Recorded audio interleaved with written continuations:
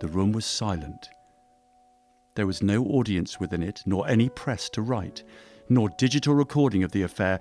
Only a government historian was there to bear witness to the event, and the stenographer to write it all down. The judge addressed the room and spoke in a commanding voice. "Good evening, ladies and gentlemen. We are brought here today to seek out the truth. Calling the case for Alwa bin Hidla, whose crimes consist of the use of chemical weapons on his own people, abduction and mass murder of the Telekine people, and the assassination of the Tulku. How do you plead?" "Guilty," Alwa said in a somber voice. Being he a man who committed guilt, there was no trial. There were only proceedings to administer the punishment for the crimes he had committed, and for records to be archived and stored in the dustbins of history. The day would be documented for historians who researched such matters to judge those of the past with the clairvoyance of hindsight. The judge laid down his hammer and administered his sentence. "Your punishment for these crimes is death. You will be permitted to see your family once before your sentence is carried out, and a day of prayer and fasting if you wish." "When will I be able to see my family?" Alwa asked, concerned, for he desperately wanted to talk to them, to see them before he would perish from the earth. "We can arrange to bring them here tomorrow," the judge answered. "Thank you, Judge." "You are dismissed. Guards, please escort Sir Alwa back to his cell." The hammer slammed, and in an instant the case of Alwa bin Hidla was over. The following day came. For Alwa, it was far too quick, yet he welcomed it nonetheless. The cell wall began to lower into the ground, and from behind it, an Adamar guard arrived. "You have visitors," said the soldier. Standing in front of Alwa was a woman wearing a black sheer corset and black leather pants as tight as skin. Around her neck rested a black choker, and upon her wrists were midnight bracelets that had sheer dark cloths in the shape of a triangle flowing from them. Her complexion was that of a pale shadow. Beside her was a man near 7 foot tall, his skin a lifeless pale grey. The sclera of his eyes were bloodshot, and his irises fire orange. His teeth were white as pearls and as strong as steel. He wore a form-fitting black bodysuit. His muscles bulged through it. His eyes met his father's.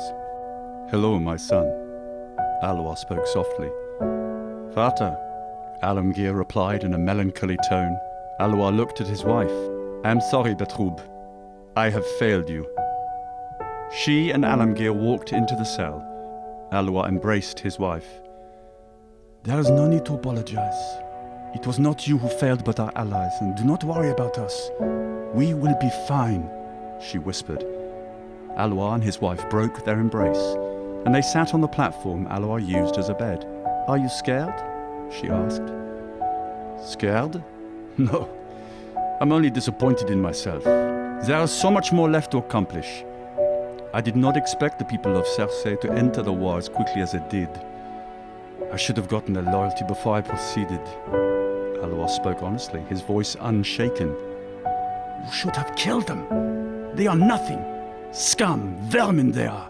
A horrible people with wicked ideals," Betrub interjected. "They are more powerful than they appear," Alwa said regretfully. He leaned forward toward his son. "Come closer, son." Alamgir knelt down so his eyes met his father's. Alwa spoke softly. "The flame burns low. Then I will make it rage," Alamgir murmured angrily. "What I have done wrong, you must make right," his father told him. "I will, Vater. I promise." Alwa rose and wrapped his arms around his son. "Do not falter and do not hesitate, for that is where I failed. I did not read all of the poison that lay within the nation. It will be painful to do so, but it must be done," Alwa counseled him. "I will harden my heart so that I may do what is needed," Alamgir promised his father. Alwa looked back to his wife. "Betrub, help to guide our son. I will do all I can, even if it means my life, she replied. In the hour they had together, none of them reminisced of the past. Their talk was only of the future and how to move forward to the goal of one Holla. For Alwa knew his life was over, and he lived his life and knew what it held. Thus the future was all that mattered now to him. It was for the sake of his son and the sake of a pure, unified country of Holla. The guard cleared his throat. I apologize, but this was all the time you've been given. Alwa held his wife tightly in his arms once more. Bertrub's eyes began to water, yet her voice did not falter. I love you, she said. She looked up into his eyes and kissed his lips. Their lips separated, as did their embrace. Alwa turned to his son and folded his arms around him for the last time. Goodbye, my son. Alwa was heartbroken, but his voice was strong to say the words. Goodbye, Vater. The flame looks bright, Alamgir said back to him. Bertrud and Alamgir walked out of the cell, and the world fell quiet as the diamond wall rose back towards the ceiling.